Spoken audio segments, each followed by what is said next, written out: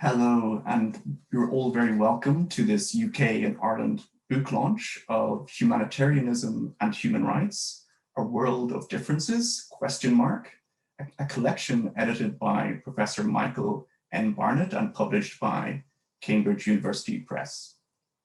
My name is Ronan McDermott. I coordinate the Legal Dimensions of Humanitarian Action module within the Masters in Humanitarian Action at University College Dublin.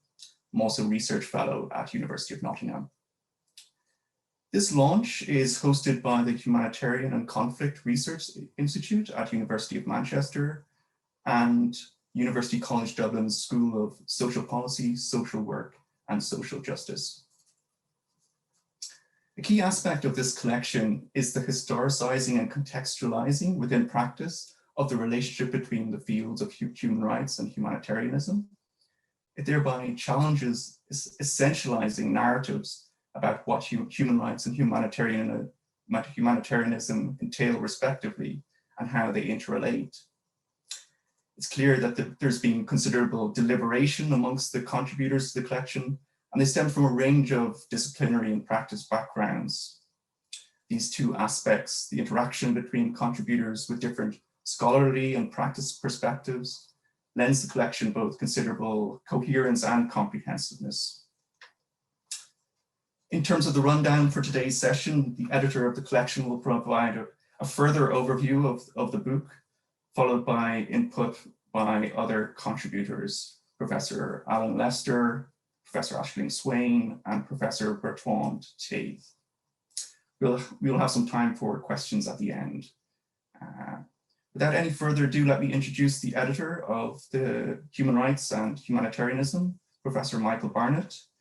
Michael Barnett is University Professor of International and Political Science at the George Washington University, and he has published extensively on international relations theory, global governance, humanitarian action, and the Middle East. Professor Barnett will introduce the reasons for the interest and the distinction between human rights and humanitarianism, the relationship, and what this distinction tells us about the world we live in. Professor Barnett.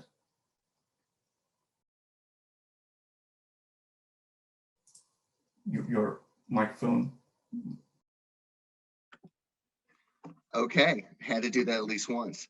Thank you very much. I want to thank the organizers for making this event possible. And I want to say that these are my favorite contributors to the volume. So they were the easiest to deal with and the funniest. And so it's just a pleasure to see everybody again, even if it's so far away. And hopefully at some point we'll be able to get together and celebrate the volume properly and in person. But I want to provide a little bit of the context for the volume. And Jess, do you want to throw those slides up for me? Great. So, in some ways, the origins of the volume, at least in terms of my thinking, really had to do with what was taking place after the end of the Cold War.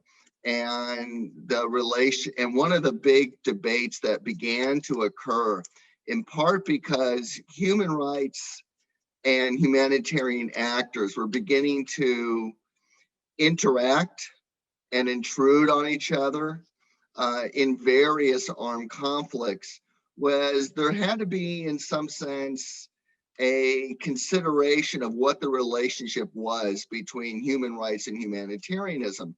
And part of what I'm going to do is go through what the nature of those debates were about.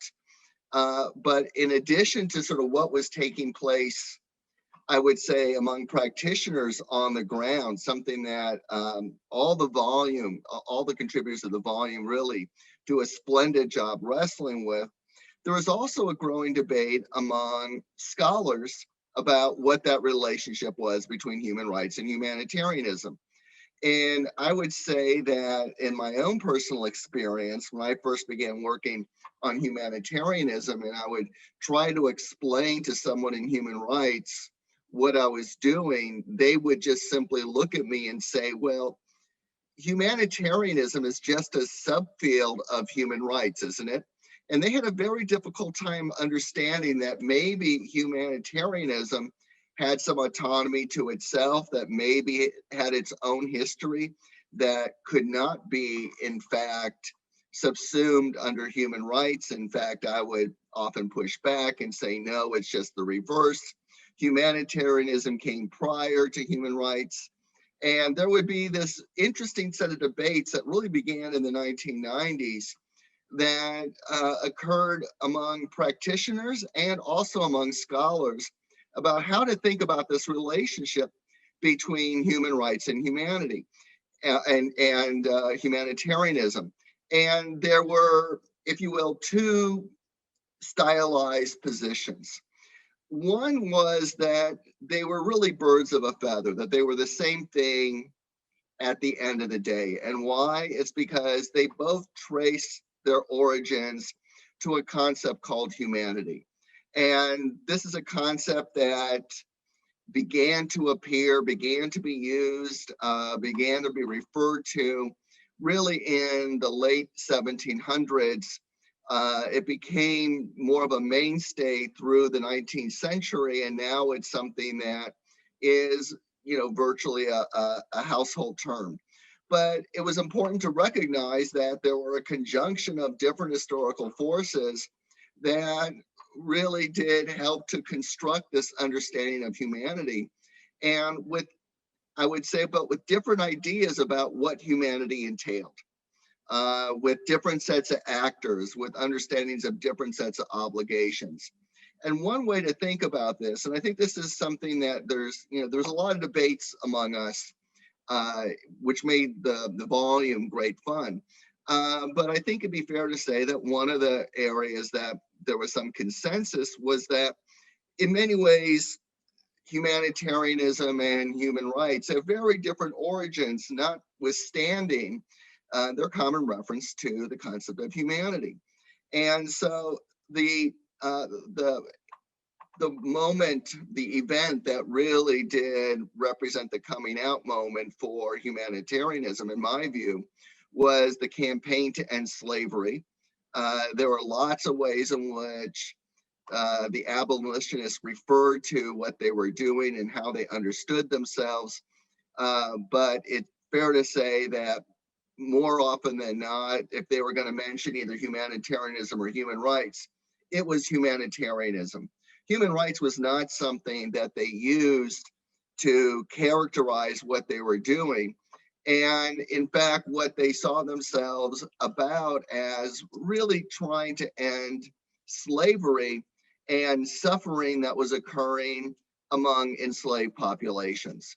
That was in contrast to the emerging discourse of human rights, which was in many ways up through the 20th century, was very much about the relationship of individuals vis-a-vis the state. And so human rights was about what liberties they had, what protections they had, what autonomy they had, but the reference was always to the state. And so you can begin to see that while they both referenced humanity, in many ways, humanitarianism and human rights had very different origins. And one of the things that that concerned us and has concerned many scholars of humanity then is how these things emerged both in many ways distant from each other, but sometimes in relationship to each other.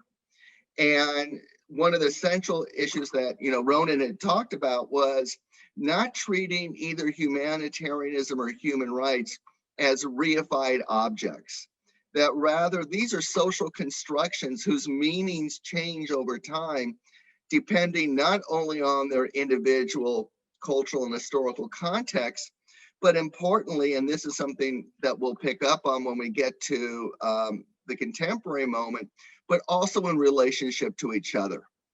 And so looking at those relations, the boundaries between them, the way it is that each tried to establish their own sphere of work and authority, and importantly, in any kind of boundary construction, it was, this is what it means to do humanitarianism versus this is what it means to do human rights. And in the first part of the volume, we have a lot of really terrific chapters that try to address what was central in many ways to our group conversations, which is, while we're happy to say that these are social constructions, which suggests that, you know, in the most extreme, anything goes, that human rights and humanitarianism could be defined in any particular way. One of the questions is, but do they have a core meaning? Are there, you know, over this period of time, are there things you can do in human rights that you could never do in humanitarianism and vice versa? Or are there ways that you can stretch the meaning of humanitarianism to the point that it begins to look a lot like human rights and therefore no longer looks like humanitarianism? And one of the interesting debates that takes place, I would argue, post end of the Cold War, is the extent to which both of these communities, individually and collectively, try to figure out who they are in relationship to one another. What does it mean to do human rights? What does it mean to do humanitarianism? And I think it's terrific that Aislinn and Alan could be here, because I think their contributions really did go to the heart of the historical continuity of these debates. As Alan is looking at 19th century colonialism and Aislinn's looking at gender and human rights and humanitarianism in armed conflict. So this is one of the big challenges that we had, and this is, you know, was fruit for a lot of arguments. And again, to emphasize, I think that it is that post-Cold War context that really did bring these debates to visibility and to prominence. Because what ended up happening was that in armed conflict, this is where humanitarians saw their primary mission. They worked in situations of armed conflict, and therefore their rules, their practices, their authority were supposed to be supreme. At the same time, what you found were a lot of individuals in the human rights community that were increasingly involved in armed conflict, who were saying that what individuals who found affected populations didn't have just needs, but also had rights.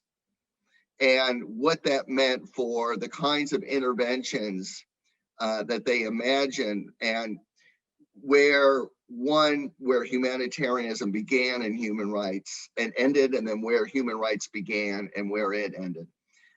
Next slide. This is a very stylized, in some ways, heretical slide that goes against everything I just said.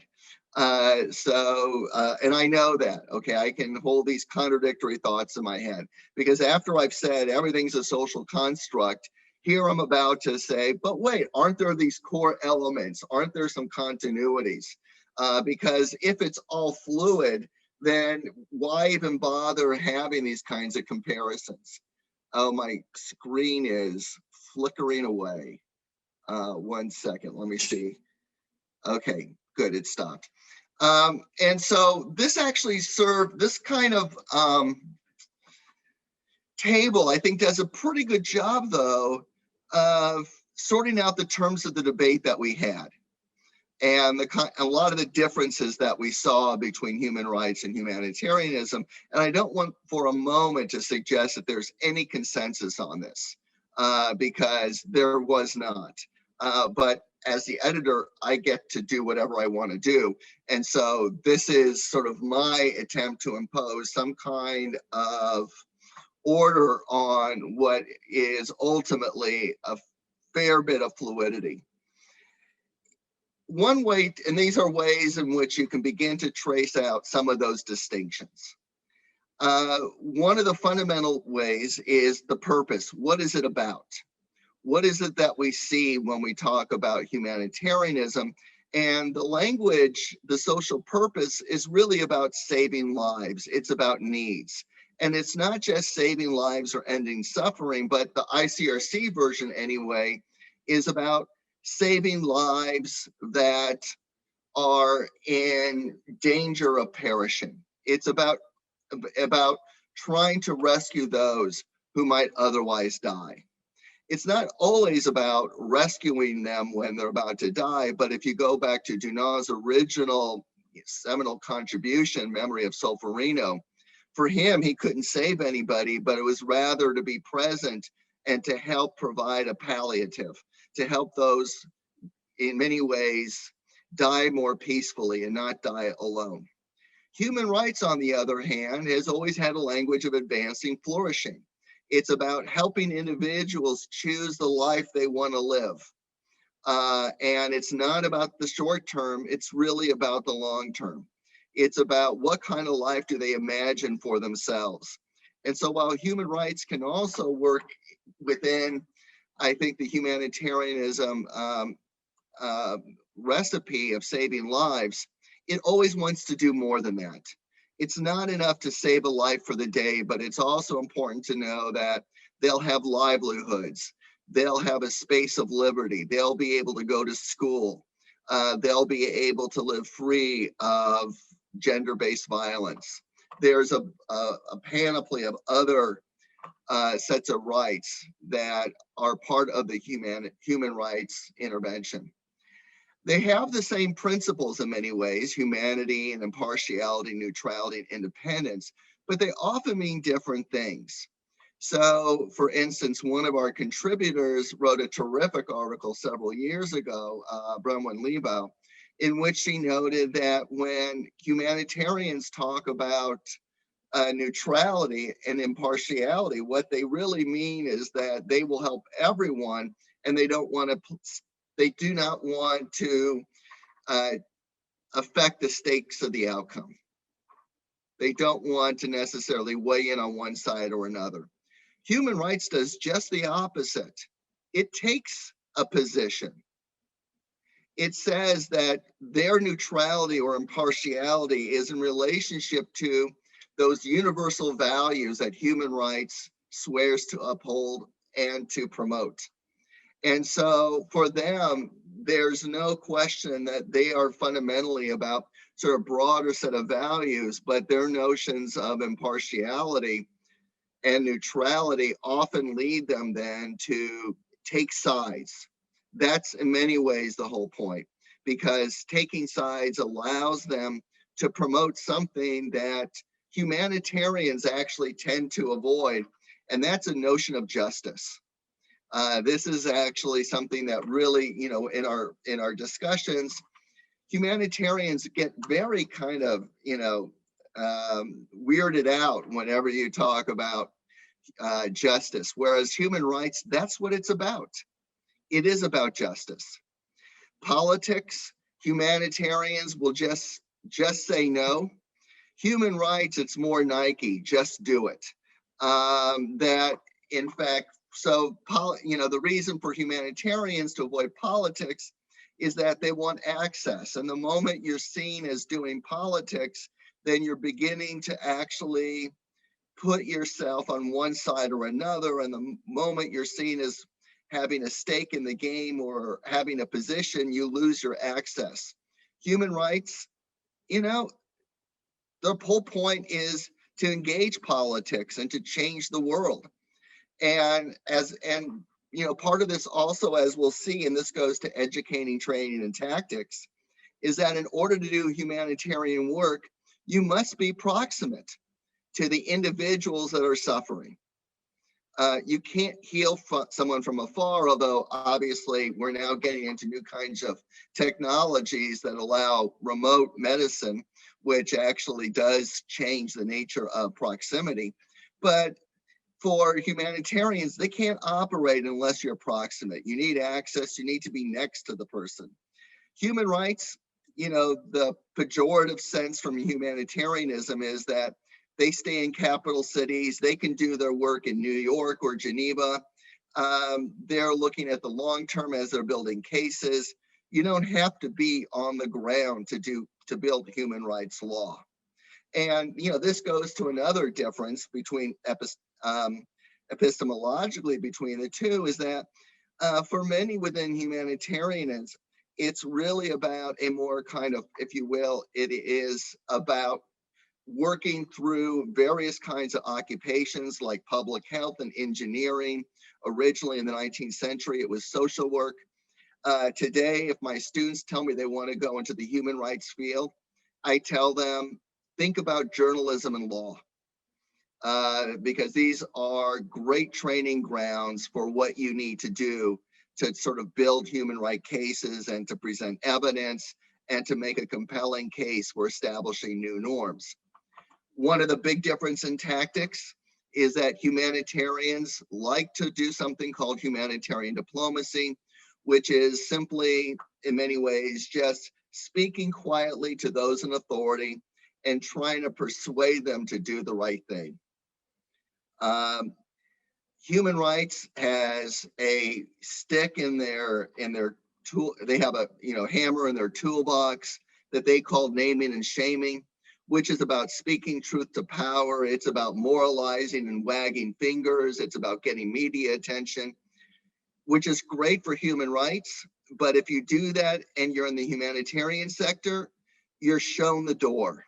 You're going to be asked by the state to leave. And so in many ways, this translates into different positions on sovereignty. One is more respectful of it than the other. And I'll just skip the ethics moment, but also, and this in some ways goes back to questions of justice, is they have very different ideas about progress. That in my conversations with humanitarians, they don't like to talk about progress. Progress could mean maybe doing your craft a little better, saving more lives with the same amount of resources. That's progress. For human rights, it's really about a notion about what a better world looks like. And the idea is that human rights represents that world, but also provides an avenue to take you there. Next slide.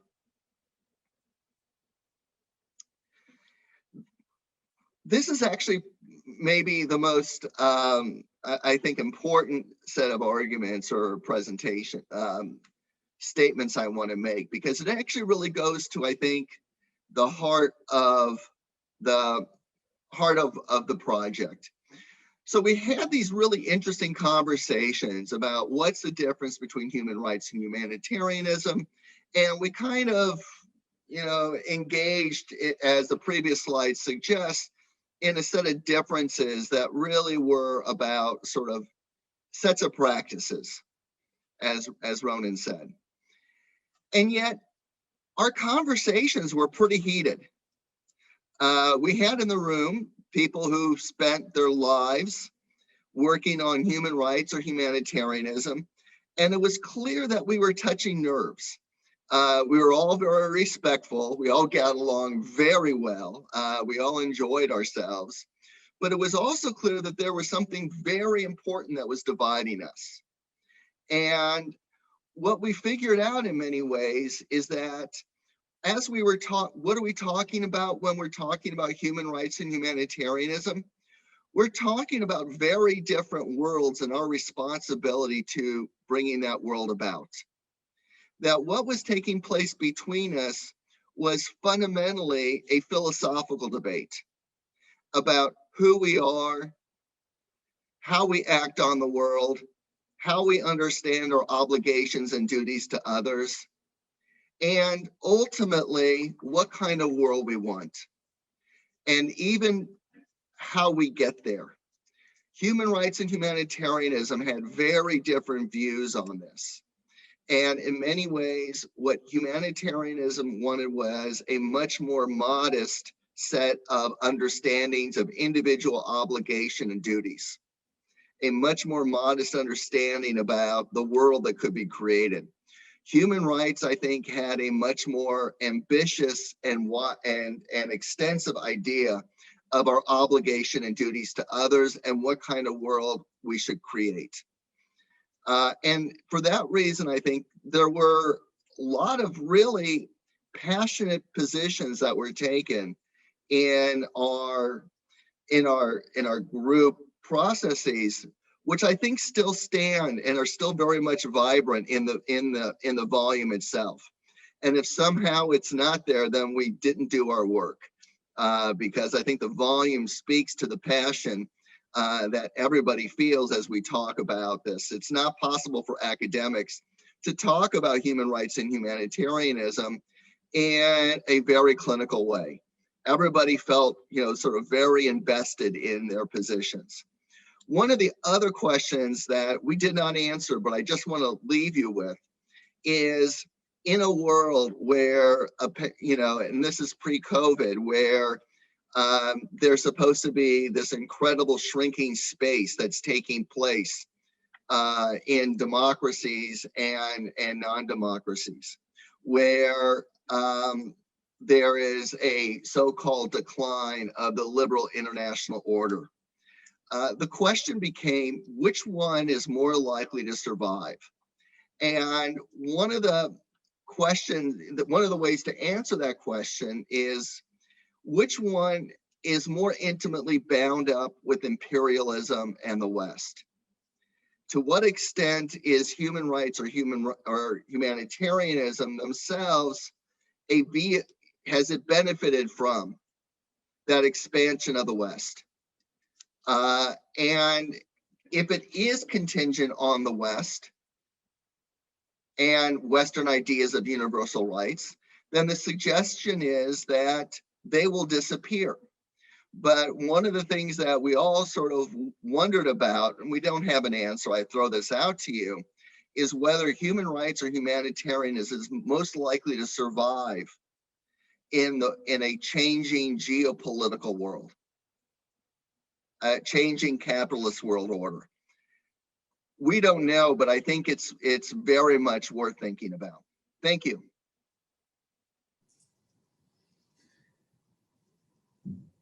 Thanks very much, Michael, for that overview of the volume. We now turn to presentations by three of the contributors to the volume, beginning with Professor Alan Lester. So Alan is a professor of historical geography at the University of Sussex, and he'll be talking about the relationship between humanitarian governance, protection, and the rights of man in 19th century British Empire. Thanks very much, Ronan, and thanks for setting it up for me, Michael. Giving me a number of sort of hooks on which to begin there. So I'm going to go back to near the beginning of your talk and dwell on the Enlightenment origins of both humanitarianism and humanity, and the observation that you made that both are often seen as developing coevally from the late 18th century out of this concept called humanity, as you put it, an idea of universal humanity, which is linked to Enlightenment notions of rationality in Europe of the late 18th century in a Western tradition. And I think there is a kind of a common sense understanding that both anti-slavery, which you associate with humanitarianism, and the rights of man, the sort of predecessor of human rights, as it was phrased in the late 18th century, that both of them owe their origins to that sense of a universal humanity with certain natural rights and certain obligations. And what I want to do and what I do in the chapter is to challenge that sense of coevalness and of compatibility.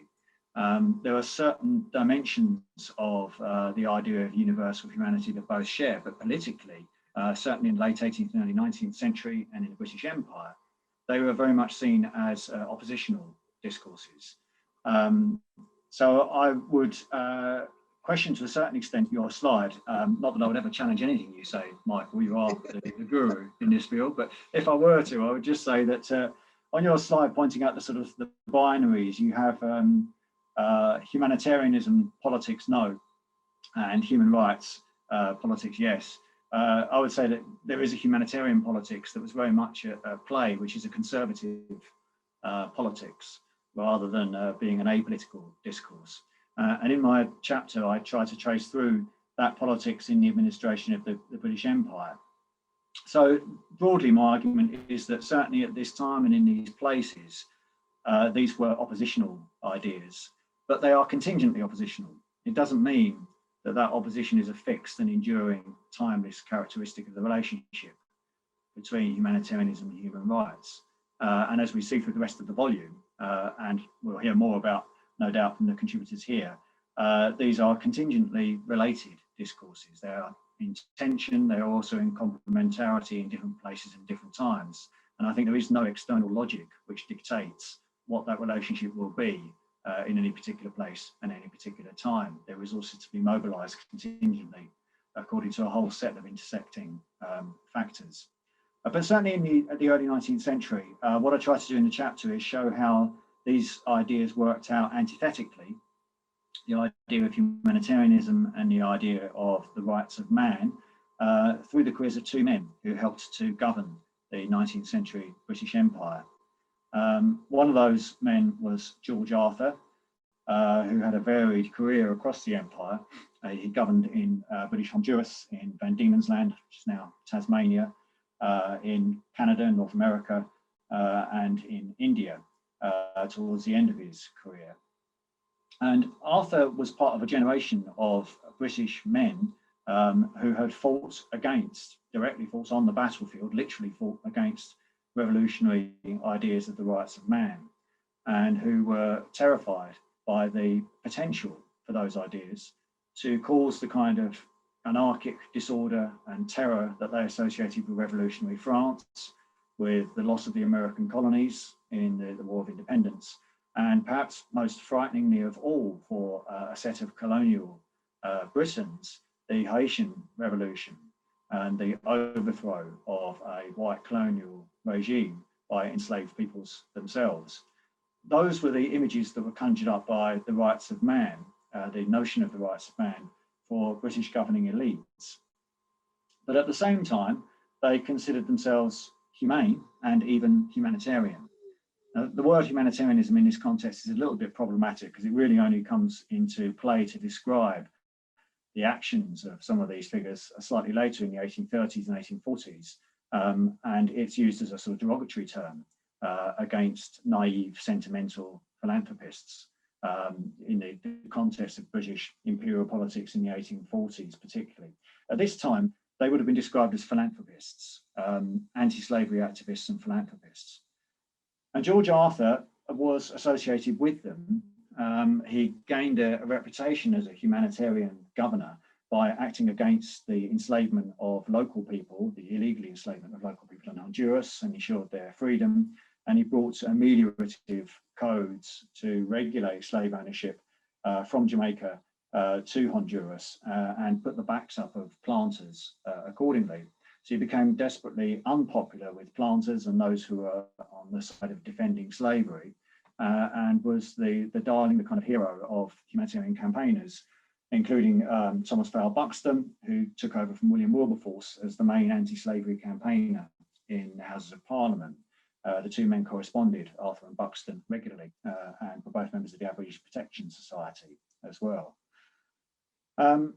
So Arthur's career took him from the West Indies, where he came with his anti-slavery reputation, to Van Diemen's Land, which was just transitioning from a penal colony into a site of free British settlement. And what he tried to do is extend the humanitarian discourse of amelioration from the Caribbean, where slave laws were being ameliorated by codes passed by the British Parliament before abolition in 1833, and to extend those kinds of practices to ameliorate the process of colonisation in Van Diemen's Land. He failed spectacularly, as many of us will know. There was a genocide of indigenous Tasmanians, still a vibrant Tasmanian Aboriginal community, which traces its descent from Aboriginal women and mostly sealers and whalers in the Bass Strait.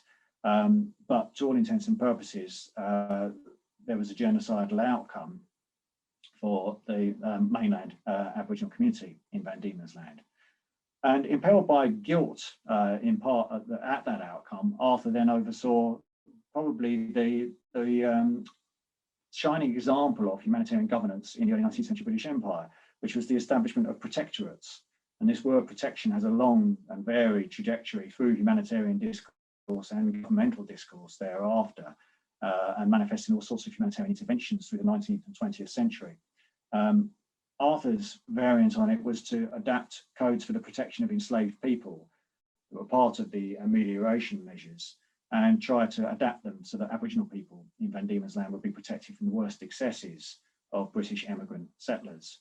And it was applied particularly in the Port Phillip district across from the Bass Strait in what's now Victoria. So I traced through that opposition in Arthur's career between an aversion to human rights or the rights of man and a support for humanitarianism. And we can see that playing out at various parts of his career. So for instance, when he was in Upper Canada after Van Diemen's Land, he had to deal with a rebellion by colonists. And he wrote about how American patriots who were coming across the border to try and foment rebellion in Canada and who were Republicans and adherents of human rights or rights of man discourse, Arthur wrote about how this democratic notion of the rights of man threatened instability, disorder, and the breakdown of a functioning society. So for Arthur, humanitarianism was directly oppositional to the rights of man, and it was about preserving the state, as you put it, Michael, which in these times and in these places consisted of the church and the crown in British colonial rule. It was about preserving those institutions from the unsettling implications of rights of man.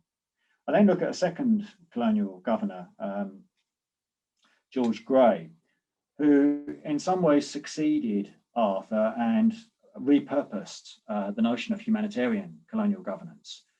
So Grey didn't believe in protection at all. He saw the protectorates, these bounded spaces in which Aboriginal people were supposed to be protected from settler aggression, as small nurseries in which barbaric and backward customs were interfering with the individual rights of Aboriginal people, and that those individuals deserved to be assimilated into settler society. So again, there's this tension between the sort of the collective approach of humanitarianism and the individualistic approach of human rights, with Grey, in a sense, perverting the notion of human rights to justify cultural genocide.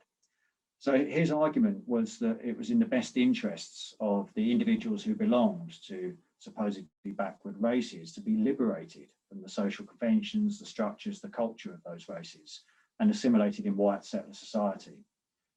He was also an ethnographer, and he helped to contribute to this notion that Indigenous peoples were dying races, that there was a kind of an evolutionary principle at stake, and that if a humane government didn't intervene, Indigenous peoples would disappear altogether, outcompeted by more virulent, more aggressive white settlers.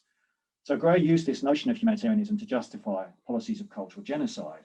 And the longer trajectory of Grey's career in Australia and in New Zealand in particular involves attempts at forced assimilation. In Australia, they were the genesis of the stolen generation, which was justified by this notion that individual Aboriginal and mixed race children, their individual rights would be better seen to by taking them away from their families and away from their Aboriginal culture and subjecting them to the beneficial influence of white foster parents and white-run institutions. This was humanitarian colonial governance as far as Grey was concerned.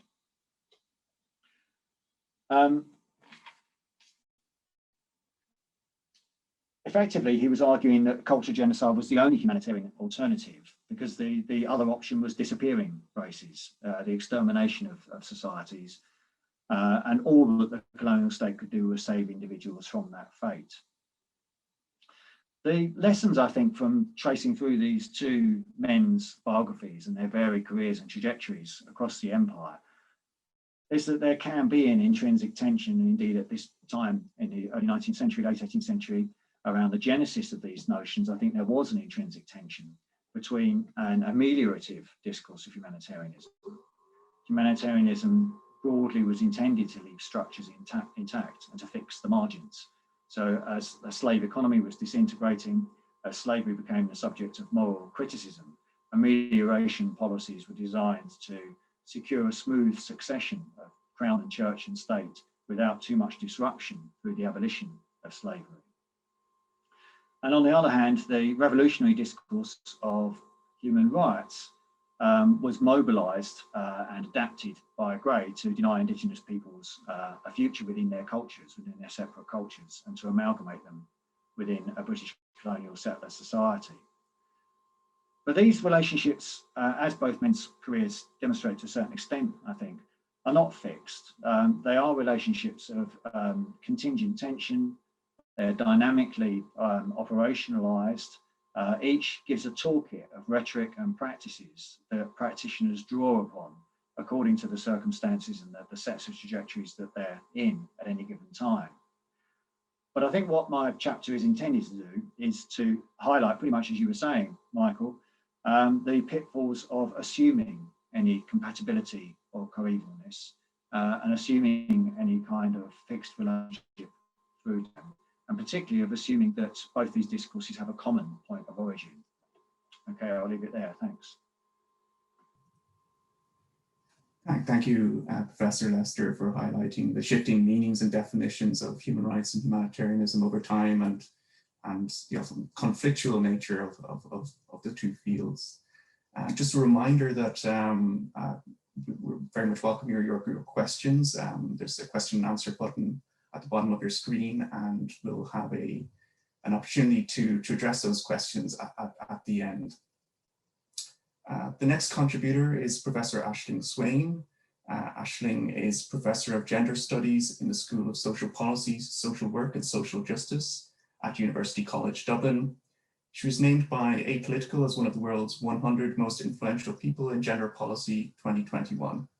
And she'll be discussing her chapter, At Odds, Human Rights and Humanitarian Approaches to Violence Against Women During Conflict.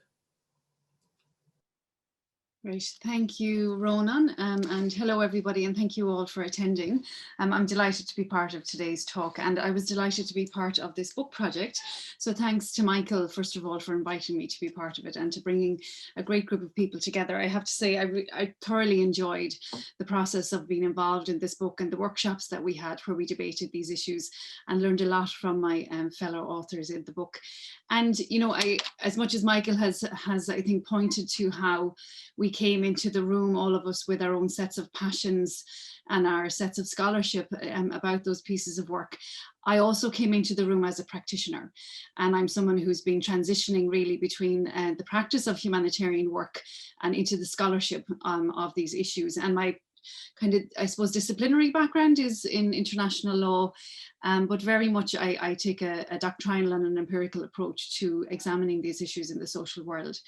And what was challenging about this process for me was that, on the one hand, when Michael introduced the idea to me of this relationship between human rights and humanitarianism, I was immediately drawn into it as someone who has worked in this field.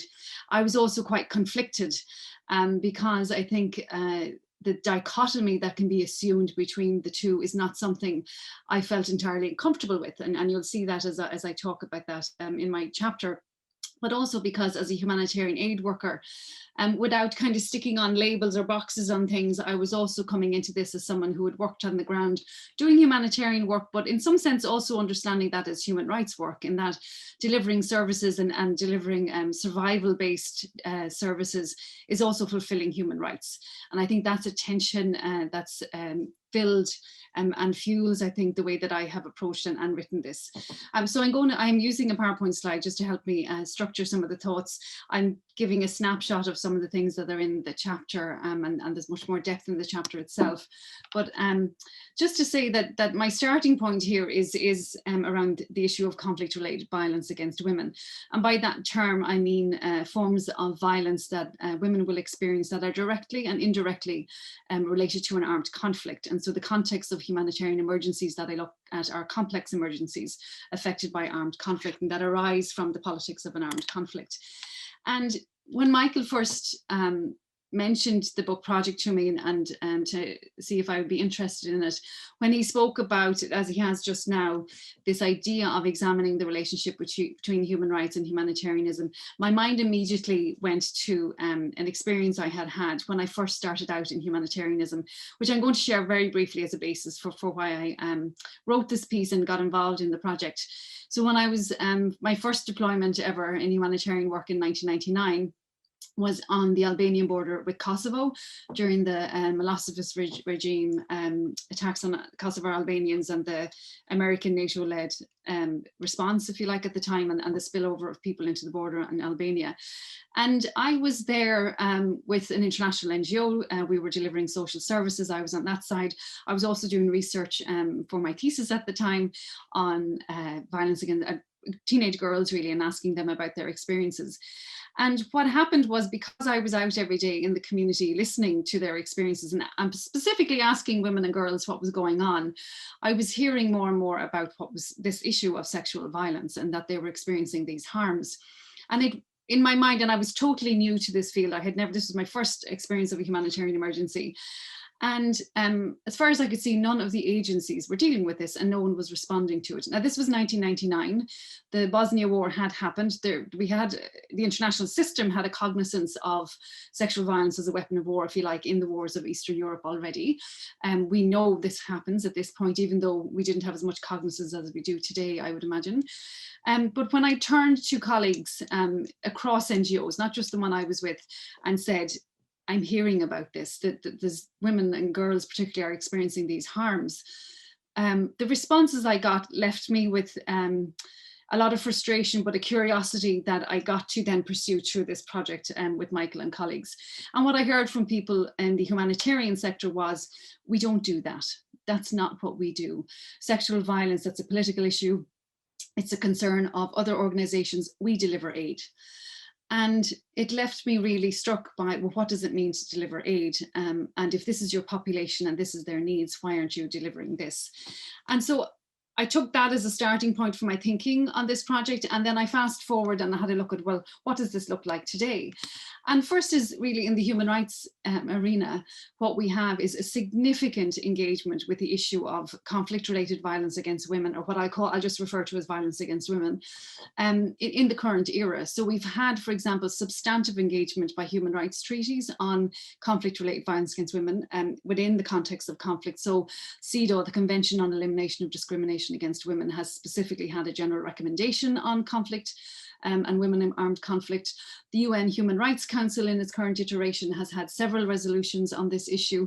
Now the commissions of inquiry that go into armed conflicts will ask specific questions around sexualized violence particularly.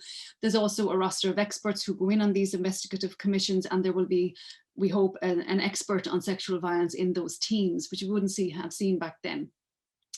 We also know that the monitoring of human rights violations on the ground that takes place, led by OHCHR and its partners, will specifically look at issues of sexual violence now, and that UN peacekeeping missions actually have advisors around, the women protection advisors, who look at sexualized violence again as well. And to the point where the UN General Assembly has adopted an International Day Against Conflict-Related Sexual Violence in 2015. So a significant change since 1999. And in the humanitarian side, what we've had is, of course, many of you will be familiar with the UN Security Council and its set of resolutions which specifically address conflict-related sexual violence. The Interagency Standing Committee on Humanitarian Action, which is the architecture of the UN system that sets out the normative frames, if you like, for and coordinates action on humanitarian responses, has numerous guidelines now specifically on gender-based violence. There's also in the process of reform of the UN humanitarian architecture, there's now a subcluster on GBV under the protection cluster, specifically looking at this issue. And of course, you've had these really interesting political initiatives that have emerged to really come in and grasp this issue of violence against women in conflict, such as the Preventing Sexual Violence initiative by the United Kingdom, and the G8 has even had a statement on it. We have specific tools in place for measuring GBV, such as the IASC, they have a gender marker, which measures whether the programs of humanitarian organizations that are funded through the UN system and international donors actually address GBV or not, and they get awarded a status on the basis of that. And we now have a system where the funding of donors is measured and assessed as to whether and how it addresses the issue of gender-based violence. So I suppose I'm setting this out here to really set the scene and say, in 1999, when I asked a question in my humanitarian community, I was told, we don't do that, it's aid, we deliver aid. to today, actually, there's a full engagement on this issue across.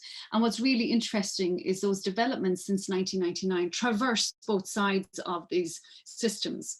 And I suppose just to make the point that when I talk about human rights and humanitarianism, they both fall under the General Assembly side of the United Nations system, if you like. I've mentioned the Security Council there. It is in some sense seen as the security regime, and there is another set of tensions that we could write another book on between the Security Council and humanitarian actors, if you like, and divisions of labour, if you like, in there. But I suppose really to make the point that today, it's almost as, I think if I went out to a humanitarian setting now and there were NGOs who weren't addressing GBV, that there'd be a rap on the knuckles, right? It is expected that you would be addressing violence against women now, and a sense of failure if a set of organisations and a leadership and a coordination structure for violence against women is not in place. And that actually these two sets of developments are quite interconnected. And so when I look at kind of from 1999 to now, which is like a movement of 0 to 100, if you like, in 20 years in respect of this issue across both of these bodies, it really has led me to, I suppose, a set of questions, you know, about what do these developments actually represent? Are they you know, demonstrative of a growing recognition that women exist in humanitarian emergencies, and that they have specific experiences that require addressing? Is it evidence actually of fragmentation between human rights and humanitarianism, that they've gone along two different trajectories and never the twain shall meet? Is it a complementarity? Is it a sense that actually human rights can do one thing and humanitarianism can do it, and isn't that a useful thing? And what do they say about the relationship and interaction between these two fields? And what I came away with, having had some thinking and discussions with colleagues in the book group, and is what I did was use that experience, I suppose, of the field and thinking and looking at where we've come to and from, if you like, to ask this question as a basis for the chapter that I contributed, which is, you know, what are the commonalities or distinctions in how each of the regimes, as I'm going to call them, address the impacts of conflict on women and girls, which is specifically conflict-related violence against women, as I've said. So that was really kind of the basis for where I went about exploring, and took violence against women as the frame through which I would explore these two sets of actors, if you like, in these two regimes. And I've come up with kind of 3 slides that I'm going to talk about, but the first was for me to really think about, you know, where is the divergence and convergence on violence against women within these two regimes, and first at a normative level. And I've given some clues to that already, but just to reiterate here, you know, the human rights regime itself, and some of this touches and links into what both Michael and Alan have been talking about, is the idea of the human rights regime after, you know, the Cold War and the establishment of the United Nations, and this ushering in of the ideas of human rights. And under that regime, while a framework for human rights was set out in these legal, particularly, I suppose, the first level of human rights concerns, as they're called, the civil and political rights, those treaties were adopted in the 1960s. There was a sense from feminists and women's activists who had engaged very strongly and critically with the United Nations system as it was being set up, to say that they don't go far enough, actually, that there's an assumption in human rights legal instruments that there's a one-size-fits-all here, right? That when we have a human rights instrument, that whether it's political rights or socioeconomic rights, that they will suit and meet everyone with whom they are supposed to be subject to these laws. And feminist legal scholarship comes in and says, well, actually, you're missing a trick, because when you assume a neutrality to law, you're actually assuming neutrality to our societies, and our societies are not neutral, they're gendered. And that means that the application of the law and the formation and the conception of the law needs to actually be gendered in itself, and often it's not. And so then the idea of having a distinctive Bill of Rights for women came about, which was CEDAW, so this Convention on the Elimination of Discrimination Against Women, which was adopted in 1979. And what's interesting about CEDAW is that it has brought into more formally, while the earlier human rights instruments were, I suppose, did evolve from ideas of discrimination, CEDAW comes in and defines that for the first time. And we have this human rights framing of the concept of discrimination as being central to women's equality and central to the achievement and enjoyment of women's rights.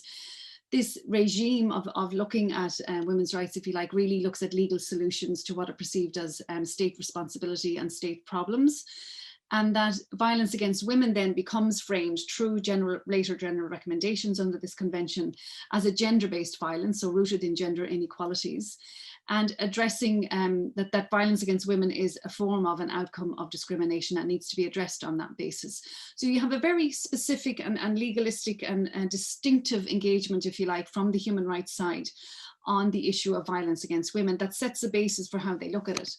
And on the humanitarian side, and again, this is where the blurry, there's a lot of blurriness for me across these two regimes, in fact, when we look at this issue. And that, on the one hand, what I could say is that on the humanitarian side, there has been a less distinctive evolution, if you like, of engagement. It's been much more ad hoc.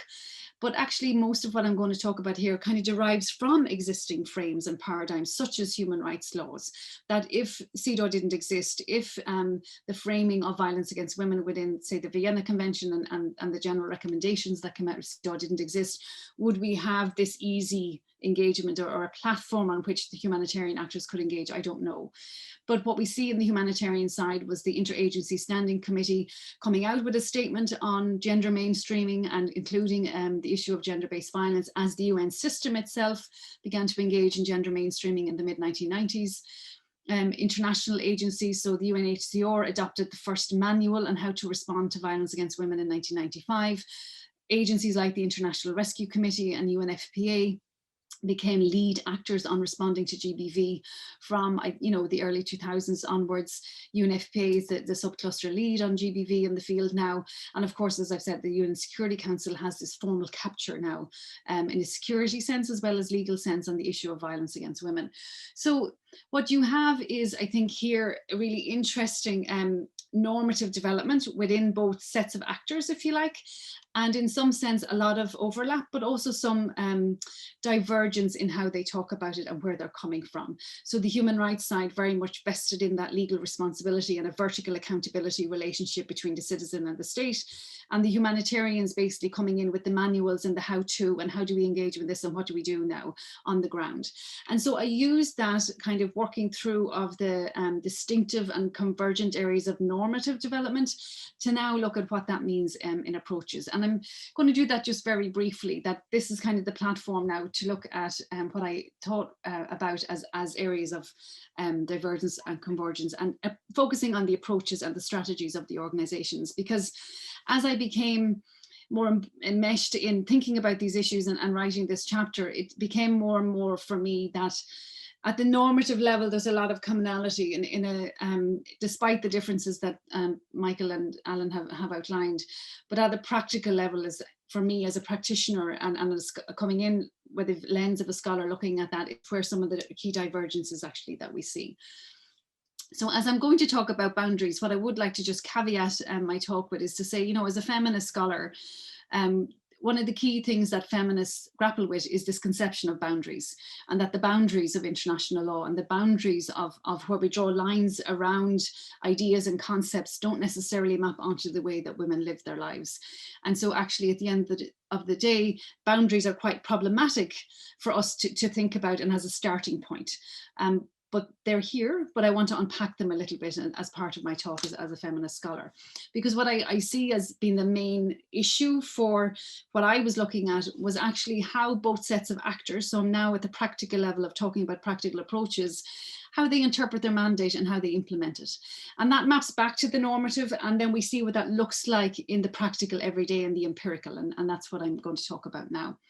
So for the human rights actors, very much if they're addressing violence against women in a complex emergency, and I'm talking here about actors like OHCHR and some of the main UN agencies that would take human rights laws as its basis, is that, it's very much a state-centered, that vertical level of accountability in that relationship. And even though those organizations and wider NGOs would provide legal services and rule of law programming that would provide a response to violence against women in that way. And then on the humanitarian side, they very much come in with that, saving lives, alleviating suffering approach that Michael was talking about, and very much has derived in respect to violence against women as a public health concern, as a medicalized response. And what's really interesting is that with these two different approaches, and I suppose prioritized, prioritizing. So on the one hand, the human rights field will prioritize that legalistic accountability response, and the humanitarians will prioritize the public health immediate response to the harm, that actually they're both operating in the same space. At the end of the day, and what I've seen is that these sets of actors are all intermingling with each other, and they're trying to work together under a coordination structure. And I think that sets out where some of these key tensions and some of the boundaries may actually emerge for these sets of actors. And what I'd like to think about in terms of those tensions is that there are some tensions and difficulties, but that I try to move this toward looking at productive tensions between them, that actually these can be ways of looking at what that might mean as a benefit to the system in terms of its practice.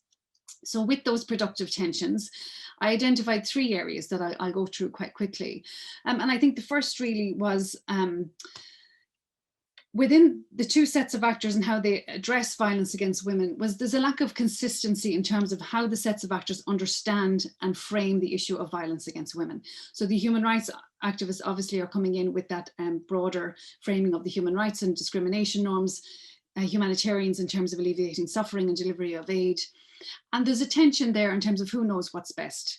And you see this in many contexts, and I think it's still very much alive in the practice on the ground, is that the idea from humanitarianism is that as a bottom line, we have to provide health services, that this has to be there for a survivor after a sexual assault, for example, which is such an important imperative. And that for the human rights actors, actually, no, we need to hold the perpetrators to account. And that's the tension between where the priority lies for these 2 sets of actors in their strategies and how they operate. And both sets of actors are coming into tension and competition with each other with those sets of approaches, because gender-based violence or violence against women in conflict has become such a marketable issue in respect of the donor field and in respect of that space in which programming and funding takes place. And Friedman has talked here about the market in locations such as the DRC, that all of these agencies are in competition with each other. So how do you sell the idea that my mandate is to address violence against women, and which is most convincing? Is it the medicalized approach, or is it the human rights approach? Which brings me to the second point, which is around these boundaries of mandate. And I think what's really interesting with those sets of priorities that they have is that for human rights actors, and what I thought about was that really this is about addressing women's rights violations. It's about getting accountability and justice, as Michael referred to earlier.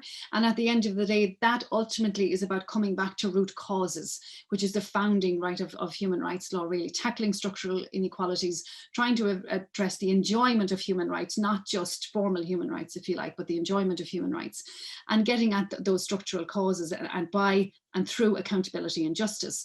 Whereas on the humanitarian side, with a focus on medicalization, and I want to stress that as a practitioner particularly, I know that humanitarian organizations develop a really good multi-sectoral approach, and that ideally all of these actors are working together.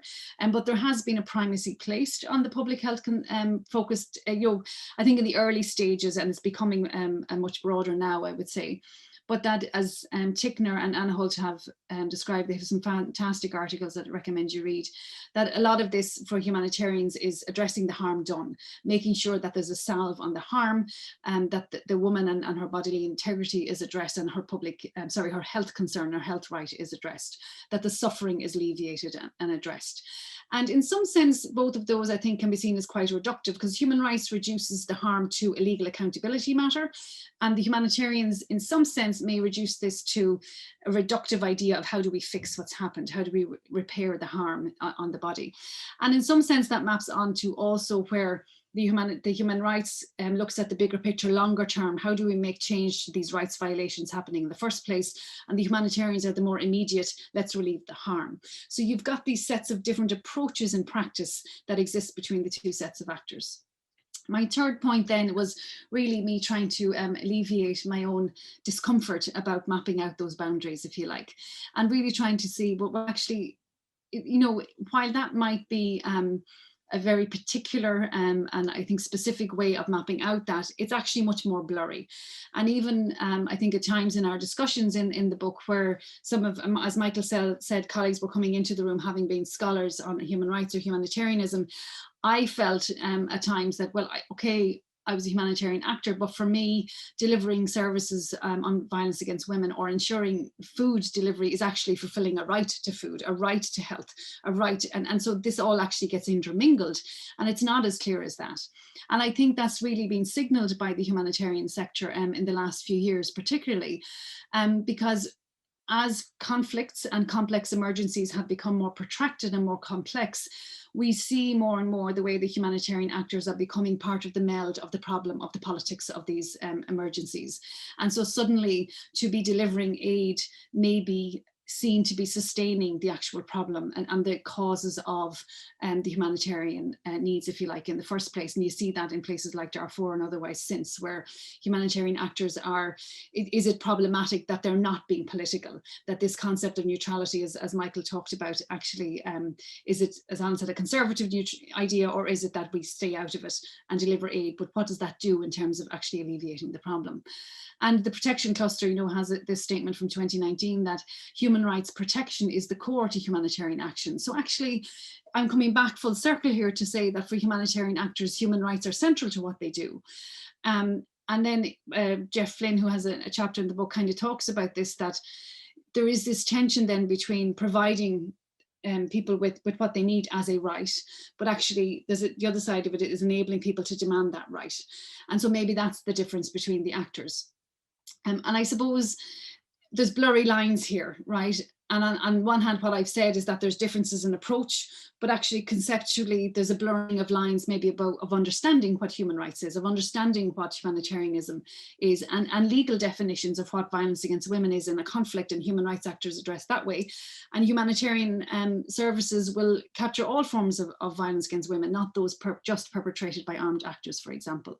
So it really is a question of then how does each set of actors perceive what doing human rights is? And I think that's where I landed with my thinking on this, is that there's lots of blurry lines here. The boundaries aren't so clear. There is legal and normative distinctions between them for sure, and there has to be because of these histories that my two colleagues have just outlined. But there's blurry lines here, and those blurry lines, I think, give me a space to wrap up with what I couldn't resist doing as a former practitioner, which is trying to solve the problem. And unfortunately, that's something you carry all your life, I think, after you've worked in these kinds of contexts. But basically thinking, using those three issues like convergences and divergences, and then possible areas of synergies, and thinking about, well, is human rights this longer term legal address structural causes, humanitarianism is immediate, and that the dichotomy here is not so clear, and that actually maybe there's more space for synergy than anything else. And as Michael alluded to, you know, the futures of these bodies of practitioners and practice and law and norms is, you know, shifting all the time, and it has shifted, as I hope I've shown in the 20 years that I've been doing this. And it really brought me back to thinking about, well, what are these two sets of actors doing when it comes to violence against women? And on the one hand, humanitarianisms are offering what women need. They're delivering a multi-sectoral models in many ways and letting women make choices there. The human rights actors are trying to come in and say, look, we need to stop this happening in the first place, and let's get legal accountability as the way to do that, and that's a particular set of perceptions around that. And I couldn't help but go back to my roots, which was good old-fashioned thinking on gender and development. And then I found this framework from Maxine Mullineaux in 1985, which basically sets out this idea as a conceptual framework of practical and strategic gendered interests of women. So the practical needs, it's a way of understanding needs and rights. That practical needs are the everyday immediate survival needs that we have. Strategic needs are then these longer term, more legal, structural level. How do I be enabled to demand my rights? How do I enjoy my rights and not just have them? And it really struck me that actually this is ultimately where we see humanitarian and human rights workers straddled, and that there's a complementarity here, that actually if human rights workers want, and I've seen this myself in my practice, that they want women to go ahead and prosecute, to seek legal redress. But at the end of the day, if you haven't got access to food, if you haven't got care for your children, if you haven't actually dealt with the pain and the harm to your body from a sexual assault, there's no way you're ready to pursue a longer term legal redress. So there's a direct relationship here between the practical needs of a survivor and their longer term strategic interests, and that's where these two bodies could converge. And not just that, but that it's the intersection between practical and strategic needs that are of most interest to me, because if there is this perceived neutrality of human rights and the idea that human rights is applicable to all, that actually a woman who's a sexual assault survivor doesn't start from the same level playing field in terms of it, reaching out for her human rights as someone who hasn't experienced that kind of assault. And so redressing that harm through humanitarian action is a way of enabling and creating an enabling environment in which women can claim rights. And then vice versa for the other way around, in that the humanitarians who are caught in delivering services and not be able to prevent it in the first place get to maybe link with human rights workers who address that from the more political end. Now, that all sounds very idealistic, and I think it is, but I think there is space for synergy and complementarity here, and that's kind of where I'd like to end off. What is difficult in practice is that often, and again, I've experienced this myself, and I'm sure people who are here will have as well, is that often there's a need to separate out the relationship between humanitarian workers and human rights workers because of the political situation you're in, that you can't be seen to be liaising. As Michael said, you could be kicked out of the country, and I have experienced that kind of dynamic before. And so that you're back then to separate mandates. We need separate mandates. But I think in practice on the ground, there's more room for synergy and complementarity than anything else with respect to mandates. But at the center of this is taking both practical and strategic needs to addressing violence against women. So I leave it there. Thanks, Aisling, for highlighting how violence against women illustrates some of the complex relationships we've been discussing between human rights and humanitarianism. Thank you very much for all the questions that are coming in. Please do continue to submit your questions, which we'll address at the end if we have time. The next contributor is Professor Bertrand Taith. Since 2009, Bertrand has been a founding member and executive director of the Humanitarian and Conflict Research Institute at the University of Manchester. His chapter within the collection is entitled Between the Border and a Hard Place, Negotiating Protection and Humanitarian Aid After the Genocide in Cambodia, 1979 to 1999. Thank you very much, Ronan. Well, it's very difficult to come after such brilliant speakers, and I do not have slides, but I want to throw you back to some of the points that were raised in the earlier papers. Now, the first point to make is that the conversations we've had over the many days that we worked on this book have probably been among the most fruitful in my career, and I must thank Michael for bringing us all around a table. Those were the happy days when you could do that.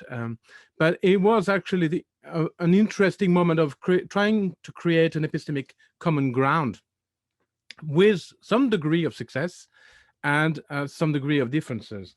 So as ever, when I work with Michael, and this is not the first time, every time Michael presents a really clean way of separating the wheat from the chaff, I instantly want to mix them together again. And this is indeed what I have done in my paper. And my paper was relating to a particular moment at the very end of the Cold War, and arguably the end of the Vietnam War too. So the period between 1979 and the period until 1999. So I took it until the collapse, if you want, of the Khmer Rouge as an organized military force. Now, the reason why I was interested in this particular relationship between human rights activism and humanitarian activism or humanitarian practices, it came from a series of encounters in my research. And one of them was with Rob Overtoom in Camp Pot in 2017. And he expressed his concern that humanitarians had lost their way. And one vignette he gave me as a way of expressing that loss of their way was basically, do you realize that in the 1990s, we even ran human rights workshops in Tamok's house? Now, Tamok was nicknamed the Butcher, was one of the worst perpetrators of the Khmer Rouge. The idea that you might actually hijack his village or his house high in a mountain in order to run human rights workshops in the middle of an insurrection struck him as the expression of hubris and absurdity. So this relationship between humanitarianism and human rights was therefore for him, a medical practitioner, humanitarian worker, a profound unresolved tension.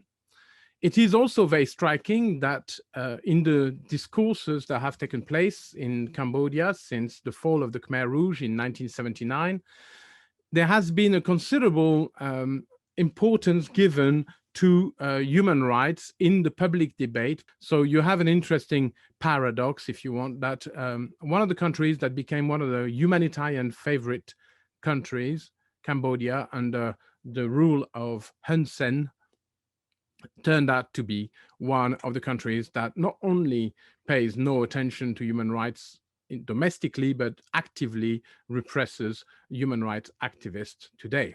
So a query, how did we get there? How did it begin? So to go back to the original question about where were humanitarians in 1979, you've got to throw yourself back to a very peculiar moment of geopolitics, which is, if you want, a struggle between two forms of socialism. One domestic form of socialism, Maoism, à la sauce Cambodian, which was actually led by Pol Pot from 1975 to 79, and which ended in 1979 with the Vietnamese invasion, Soviet socialism, and which led to the setup of a government in Cambodia, led by puppets originally, and since then, the current leadership of Cambodia, because Hun Sen is there from 1979 onwards, one of the longest lasting leader in the world. So this situation propelled hundreds of thousands of people outside of Cambodians' borders. And I think this is one of the great refugee moments when the Cambodians fled the Vietnamese invasion. They didn't flee, and they could not really flee Pol Pot and the Khmer Rouge, the genocide that had taken place between 75 and 79, but they fled the Vietnamese invasion. This sudden influx of refugees was one of the striking features of the late 70s, and it led to a constellation of camps at the border of Thailand and Cambodia, mostly in territory that was either contested or in Cambodia itself, but very close to the Thai border. Now, I say refugee situation, but of course, Thailand doesn't recognize the refugees and has never signed up to the Refugee Convention. So we were in a peculiar situation of where the people who were put in those camps were originally threatened with refoulement, with the possibility of being pushed back towards heavily mined borders, and to actually, in some cases, sent to their death through minefields. So this is a fairly well-known story. It's fairly well rehearsed, but it led to an interesting moment of tension in humanitarianism, in the sense that we had humanitarians on both sides of this conflict. Some humanitarians settled in those refugee camps and contributed to the survival of those camps that were often controlled politically by some Cambodian political parties, including the Khmer Rouge, and collaborated with UNHCR in one prestigious camp, the best resourced camp of the 1980s in the whole world, Khao Dang, which is on the border of near Ariana Pratet in Thailand. Another set of humanitarians, not immediately, but a little bit later, settled in Cambodia proper and actually went back to Phnom Penh, a largely deserted capital city, abandoned by its population when the Khmer Rouge deported its entire population into the countryside, and led by Oxfam, for example, and a range of other NGOs, including French communist NGOs, started to do a different type of humanitarianism. So two strands of humanitarianism emerged in that particular moment. Now, the dramatic factor, of course, is the ghost of genocide and the paradoxes of doing humanitarian work at the border of Cambodia, helping people who are refugees in camps, many of whom had been perpetrators of genocide, many of whom had been Khmer Rouge themselves, knowing that Cambodia, was actually represented at the United Nations by the Khmer Rouge themselves. So we're in a very peculiar situation where a very unholy alliance has taken place. The United States, the French, the Chinese are supporting a loose coalition of opposition nationalistic parties, including the Khmer Rouge, against the Vietnamese invasion. The Vietnamese themselves have a Cambodian government of their own, which is entirely staffed by ex-Khmer Rouge. So we're in a very interesting situation where there is actually no black or white, there is no pure actors. What we have everywhere are people who have been deeply immersed in the acts of the previous 5 years and have committed atrocities, declared or undeclared. I mean, the war record of Prime Minister Hun Sen is subject to some questioning. We don't actually, we know where he was, we know what happened where he was, but we don't know his responsibility in what happened there. So just to point out that we're in a very peculiar situation where, if you want, on the Thai side, some NGOs are going to grow dramatically, are going to develop their capability, develop their expertise, develop their skills, in particular, Médecins Sans Frontières for the French, but also Handicap International and a range of NGOs, lavishly funded by international aid, including Japanese funding. And these refugee camps are going to develop concepts of protection. So going back to the point I raised before, these notions of protection are going to become really central to this role in keeping alive and keeping active and keeping educated, in giving access to hospital health resources that were actually superior to what the local Thai population could get access to, providing a range of resources and thinking through the issue of protection and humanitarianism and protection. So we move from, if you want, an early phase, which was, to follow Agamben a bit, based on bare life, to a situation where by the end, Khao Dang was the best equipped camp in the entire world. It had a press, it had hospitals, it had cinema, it had all sorts of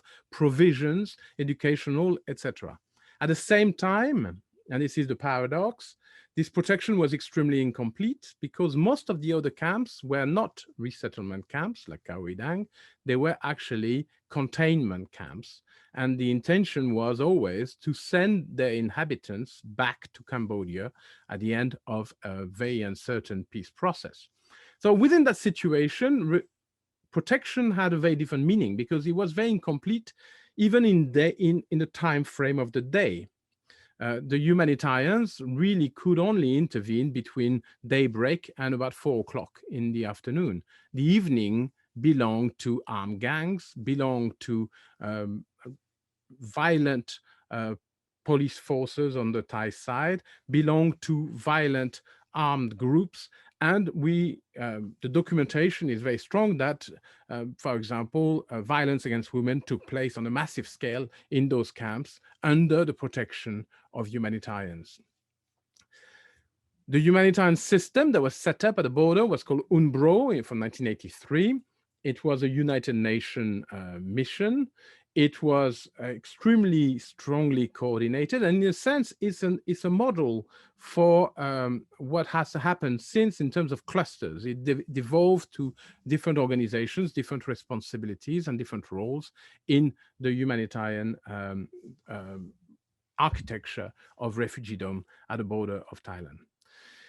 At the same time, there is this ambiguity in this protection, that humanitarians came to realize themselves, which was that a lot of this humanitarian aid was actually converted into military effort and directly directed against the occupier Vietnamese and their puppet government. So in other words, it's one of those classic moments of instrumentalization of aid that scholars are familiar with. One of the key points of this realization is, of course, to the knowledge that in the coalition of people that are being helped are kept alive by humanitarian aid as political forces are genocide perpetrators and the Khmer Rouge. So within this dual humanitarianism, those who are actually in Cambodia themselves started to champion the rule of the Vietnamese-backed government and promote their rule as the rule of law, or at least the best opportunity for human rights in Cambodia. And that took a particular turn, if you want, the closer we got to a peace settlement, which was from 89 onwards. We have a moment where NGOs start to actually practice a kind of humanitarian diplomacy, which is a human rights diplomacy. Humanitarians regularly call themselves sentinels of human rights. They actually talk about human rights. They're mixing the two roles very openly. And they start to confuse, in my view, their role as humanitarian workers and their role as human rights defenders. Now, their aim is to remove the Khmer Rouge from the United Nations and to criminalize the Khmer Rouge and bring a legal process of redress, which would in any case be partial, because as I mentioned before, the government they're championing is itself composed of Khmer Rouge. But there is a sense that humanitarians might be in a position, with the help of lobbyists, with a very strong lobby in the United Nations, be in a position to actually affect the fate of Cambodia. Now, to cut a long story short, what does happen is in fact a coalition government. The peace settlement is a fudge. It is a coalition government that includes the Khmer Rouge in the first place. The Khmer Rouge are rapidly pushed back into guerrilla warfare and eventually in the 1990s defeated, not so much because people have woken up to human rights, but because essentially their Chinese backing has disappeared.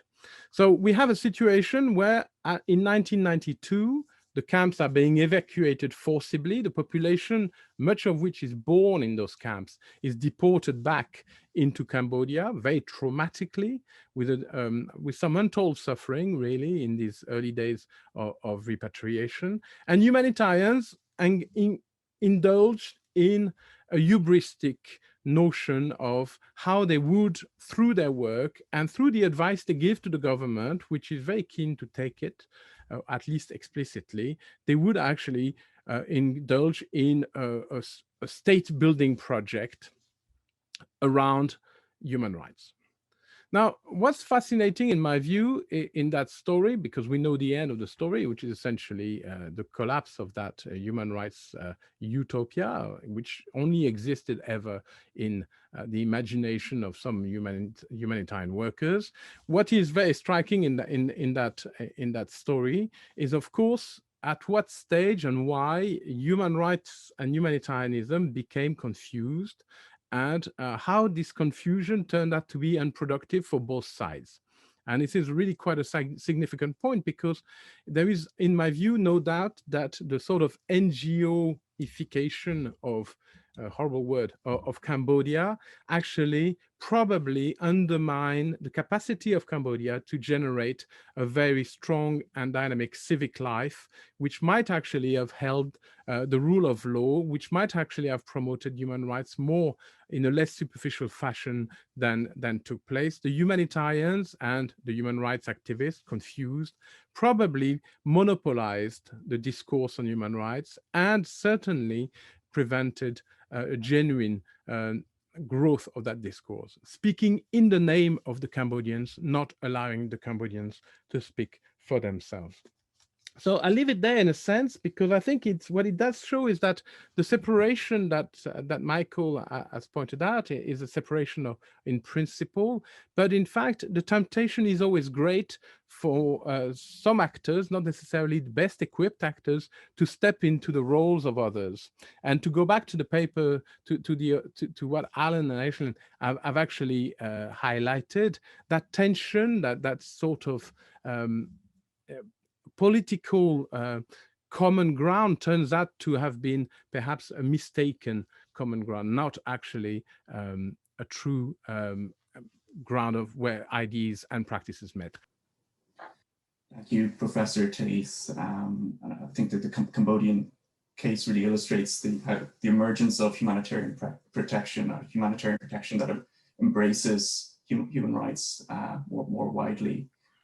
Before we close at 5, we have the opportunity to address some of the questions that have come in. If you have further questions, please do feel free to input them.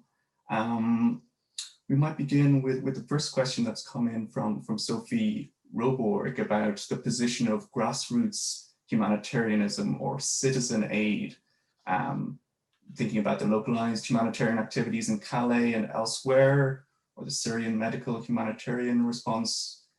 These are far more political and rights orientated in their execution and motivations. So Sophie's question is, how do they fit in with this discussion on humanitarianism and human rights? Perhaps we might address this in the first instance to the editor, Michael Barnett, and if further contributors would like to step in.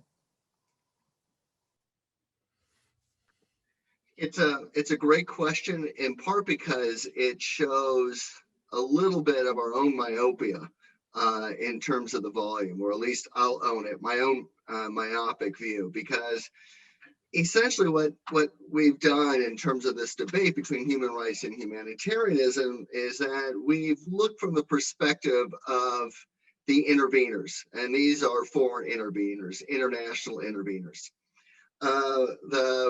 The question, though, points to how are these categories understood on the ground from those who are actively involved in the participation. And I'll just point to one of the other chapters who actually, I think, does a nice job of covering up our omission.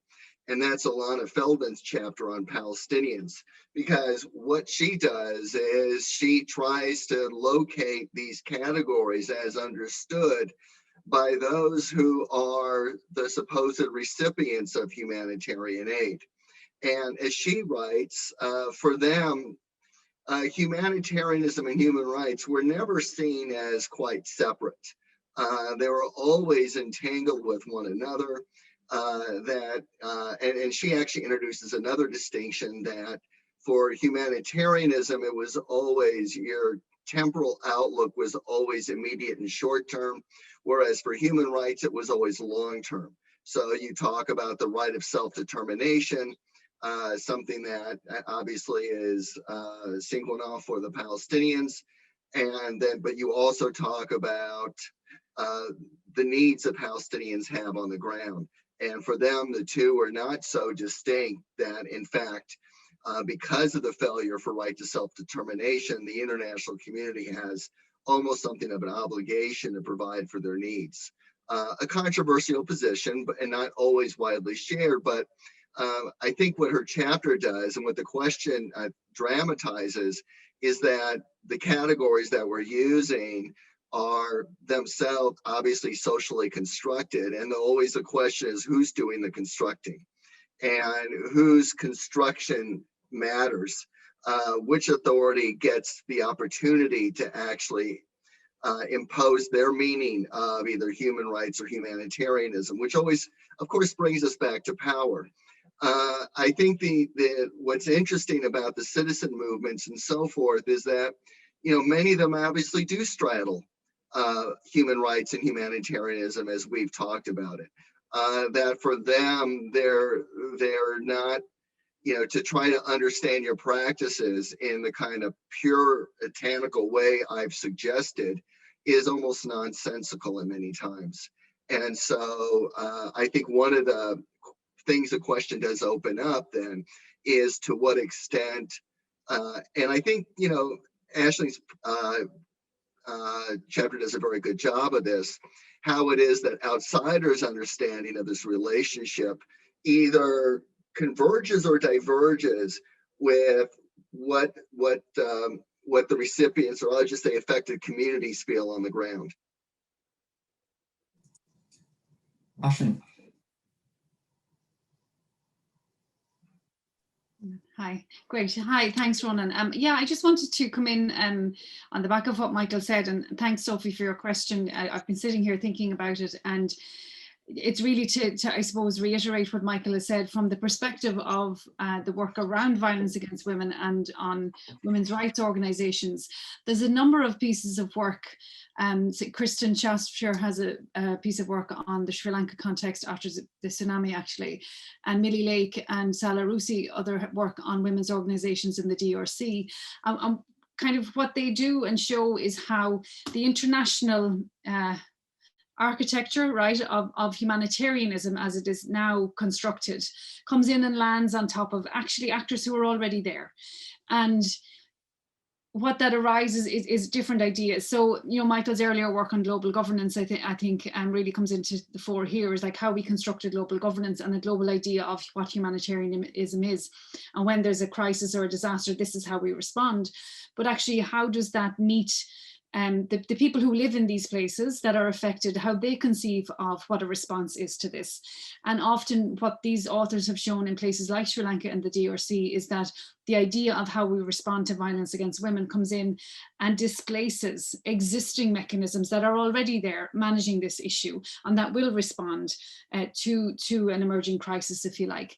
And also may not have the kinds of lines that are drawn in the international architecture that women's organizations are doing. Is a women's movement, they're working on women's rights, they're addressing violence against women. A crisis happened, they just keep doing what they're doing. Maybe they take on delivery of aid, if you like, in some sense, in terms of affected communities, but the lines that are drawn may be imposed from outside, whereas the actors that are there already are doing this kind of work, and they may draw on international frameworks and use them in different ways, but they may not actually be conceiving of their work in terms of boundaries.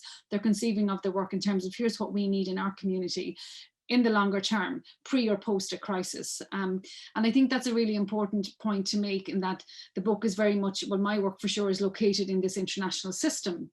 But your question really brings us to, well, what does that mean when it comes and lands on actors who may already be doing humanitarian and human rights work in and of itself, whether distinctly conceived or I think in the one. And I think that's a really important point to make. Bertrand.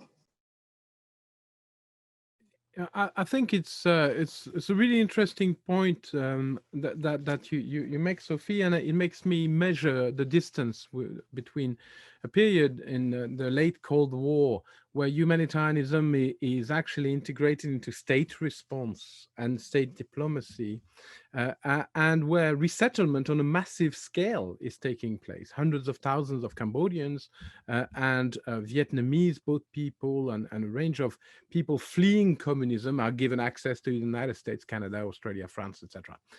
And that's the fundamental difference is there. Where do we find the citizen activism then?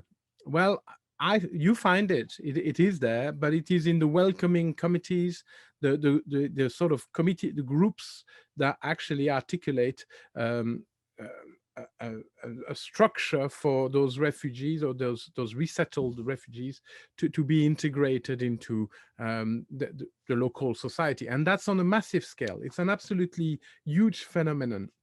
And there is no need to contest the state, because the state is actually in alignment with those humanitarian / human rights objectives. The enemy is very clearly defined. It is communism, it is socialism. So there is I think a very great intellectual difference between the societies we live in today, which are redefining their states around notions of heightened importance of borders, compared with those states then. And on the other hand, some of the forms of this humanitarian activism was highly political. I mean, Eleanor Davey has written about this, but the fact that MSF created an NGO called Liberté Sans Frontières, Freedoms Without Borders, clearly shows how far mainstream humanitarian actors, very practical humanitarian actors like Médecins Sans Frontières, could align themselves to a political project of the project of the late Cold War. Can I just add two quick points here? One of them has to do, and this is actually, the question also goes, I think, to one of the central concerns of humanitarianism these days, which is localization. And I think localization is dead for all intents and purposes. We can have a broader debate maybe at some point on that, but the idea of shifting power and authority and resources from the global west to the global south, it's a movement that's now reached its 5-year mark, and it's dead. But one of the, when I've talked to aid work, humanitarian humanitarians from the global West. One of their concerns about shifting resources and authority is that these actors on the ground are political, that they are in fact involved in human rights work. They are, and sometimes they get into trouble with the state, or they're part of oppositional movements. And for a lot of aid agencies, this is the last thing they want. They don't want to find themselves all of a sudden entangled in, you know, highly volatile domestic politics. So, you know, again, those are some of those, you know, some of those tensions that sometimes exist in these categories. And, you know, this is not just simply how many angels can dance on the head of a pin, but I think as Ashley very, you know, nicely and all the pieces note that, you know, this is all very practical as well. Alan. Yeah, thanks. I was just thinking of historical precedents, talking about, you know, localization and local community mobilization around humanitarianism, and some of the tensions that can exist between that and what Dickens described as telescopic philanthropy. And sometimes the two are pitched politically against one another. And that was what Dickens's project was in the mid-19th century in Britain, was to critique the sentimental, naive, telescopic philanthropists for caring more about African mission-educated children than they did about London road sweeps. So in Bleak House, you know, he's got this character who spends all the time supporting missionary philanthropy overseas and neglects her own children. And Dickens led a kind of very scathing critique of humanitarians who had been involved in anti-slavery, particularly, and in the missionary project in the mid-19th century, precisely for not doing the local community stuff. In his case, that was tinged with racism. You know, white Britons should put other white Britons first before they deal with the needs of colonized black people overseas. He absolutely hated Harriet Beecher Stowe and Uncle Tom's Cabin for trying to generate this sort of false sentimental connection with people of color. So, you know, these tensions have always been there between kind of distantly projected humanitarianism and a local community organization. And they're not necessarily any more politically progressive because they're local. I'm just holding up a copy of Ruling the World. Thanks, Michael. Boost the world. You're welcome. There's 3 references to Dickens in there. I just checked, so yeah. We have a couple of further somewhat related comments, questions about the Western origins of human rights and arguably humanitarianism. Michael's presentation at the beginning touched on imperialism and the connection there. Future prospects in terms of localization, decolonizing, humanitarian aid, prospects for reshaping of the interaction between human rights, humanitarianism. Any takers on that? Bertrand's got a book coming out, I see, on the liberal order and these things. So another book plug. Well, that's a good, yeah, it's a good book plug. And we Giuliano has done Giuliano Fiore has done a very good a little presentation of it. So if you're interested in it, go on the website and check it out. I personally, I think we, if there is an element of truth about the Western, the Eurocentric dimension of humanitarianism and human rights in the 19th century, I do think it's to be qualified a lot, because humanitarianism is embarked on from the 1870s onwards by non-European actors, and is embarked on with a particular political project in India, in Japan, in China, in a variety of environments in the Ottoman Empire. So I think part of our perspective on the Eurocentrism is a reflection of the Eurocentric nature of our scholarship, rather than necessarily the actual Eurocentric nature of the actions Having said that, in discursive terms, I think there is undoubtedly a very Eurocentric dimension, and I think in terms of the norm setting and the way the humanitarian system has consolidated itself as a system of thoughts and practices since the 1990s in particular, there is no doubt in my mind that a lot of the effort has been in raising the bar of the entry ticket to the club of the international NGO actors. And I am very much with Michael on the idea that localization is, if not dead, certainly requiring a lot of oxygen at the moment, because there is some strong evidence that that a British government, for example, has taken a strongly Dickensian view of society, and has taken the view that cutting subsidies abroad was morally justifiable, because it's about addressing needs at home. And in some respect, this is where COVID-19 has may have relocalized the humanitarian aid, but domestically.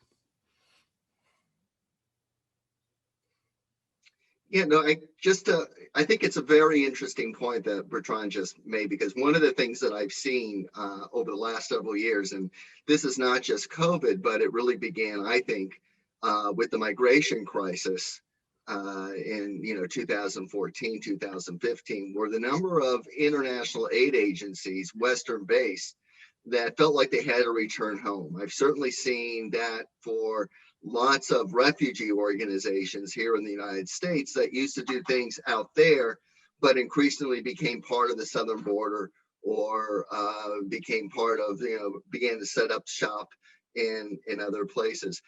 Let me just put out a point of provocation, though, on this question of the future of human rights and humanitarianism, given that I think both are very much linked to the West and processes of imperialism and colonialism, is that I think in many ways those discourse of needs that really still, I think, animate so much of humanitarianism gives itself a kind of that bare life understanding. It's a biological need.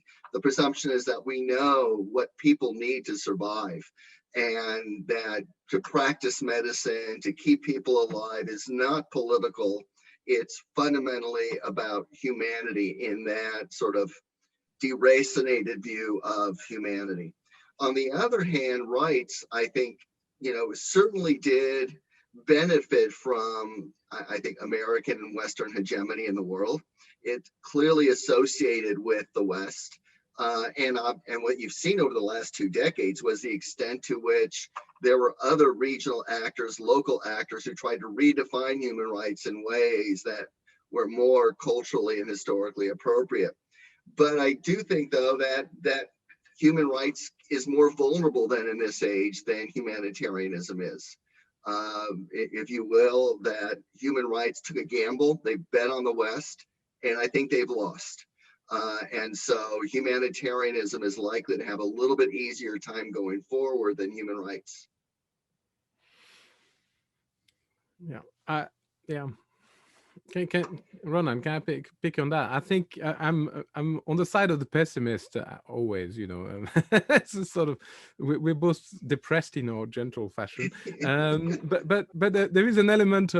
I tend to think that we're in a very interesting moment which resembles a little bit the resumption of the Cold War, but with different power balance, and where you have entire segment of the world, of the political forces in the world, who actually say that human rights are a Western concern, and not an important one, or not one that the Westerns can give any lessons on. And I think that's that challenge to the veracity of our own belief in human rights is really quite profound. So you hear it from the Chinese government, but you also hear it from, say, the Indian government and a range of other non-liberal leaders worldwide. On balance, it is a very striking picture, and how that's going to be consolidated or become more rigid, whether it is going to freeze a little bit like the Cold War did, is it's going to be the interesting challenge of the next 5 to 10 years, I guess. can I jump in with a further question just around the title of the book, Humanitarianism and Human Rights? The subtitle is A World of Differences, ? I understand there were a lot of deliberations in preparing the book. Was that question addressed, or is it reflected in the collection in any way? That's completely the editor's prerogative in many ways. I mean, I did invite, always invite, because I'm sort of a benevolent dictator. I did invite the contributors to offer their suggestions. Some did. One of the proposed subtitles was Palliation or Transformation. And I just thought that was too much to, I imagine book talks like this, and that's too long. And I thought it actually was narrower than what we were really dealing with. And so, I've always thought that question of a world, with each being its own world in many ways, and then this question of difference. But again, importantly, that question mark is also an exclamation point, which is to sort of interrogate, which is, I think, what is obviously what the book does. So no, and also, in case you're wondering, I had complete control over the book cover, and so it is what it is. And I chose that pre-COVID, just so you know. I knew what was going to happen, but. Sure. Perhaps that might be a good note to end on. The book, as mentioned, Humanitarianism and Human Rights, A World of Differences, ? Very, very stimulating, published by Cambridge University Press, available in print and electronic format. Thanks very much to the Humanitarian Conflict Research Institute for hosting, and to Jess Murphy for the logistics behind the scenes. Thank you and congratulations to Michael Barnett, the editor, and the contributors, Alan Lester, Aisling Swain, and Bertrand Taith. Thank you very much indeed. Thank you very much.